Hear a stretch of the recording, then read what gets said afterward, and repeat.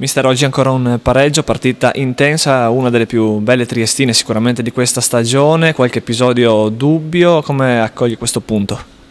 No, oggi bene, oggi lo accettiamo perché è venuto dopo un'ottima prestazione e soprattutto contro un'ottima squadra, lo sapevamo, i ragazzi, gliel'avevo detto che oggi trovavamo una delle squadre spensierate che hanno un'ottima classifica, l'hanno dimostrata, composta da ottimi elementi, però penso che oggi la Triestina, secondo me, è la più bella partita da quando sono arrivato io. Mi dispiace per i ragazzi perché aspettiamo questa vittoria da tantissimo tempo, non ci siamo riusciti, però io ho fatto i complimenti e gli ho detto soprattutto di continuarla ora così e di cercare con più convinzione questi benedetti 3 punti che speriamo che prima o poi riusciamo ad agguantare.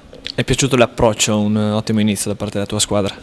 Sì, ma anche nei momenti di difficoltà non ci siamo comportati male, fisicamente davanti a loro pagavamo qualcosa perché hanno i 3 attaccanti che come centimetri erano superiori a noi, però al di là di alcuni episodi dove abbiamo sofferto non hanno creato grossi pericoli.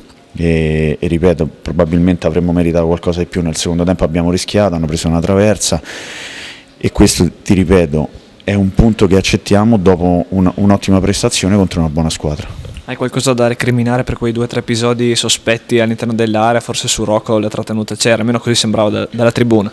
A me è sembrato di sì, però se dobbiamo recriminare è più sull'errore che abbiamo commesso sul loro gol. Il rigore ce lo poteva dare perché secondo me l'ha trattenuto, però se non l'ha dato non l'ha visto, quindi ripeto, da martedì si ricomincia a lavorare sempre meglio perché dobbiamo assolutamente raggiungere questi 3 punti al più presto possibile, insomma. E con un arrivo in più Bedin che aiuterà anche a migliorare ancora la linea mediana.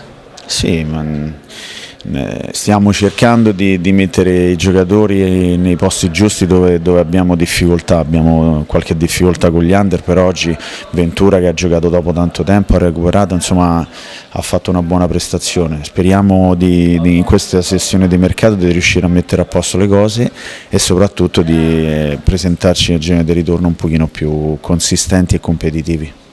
Grazie.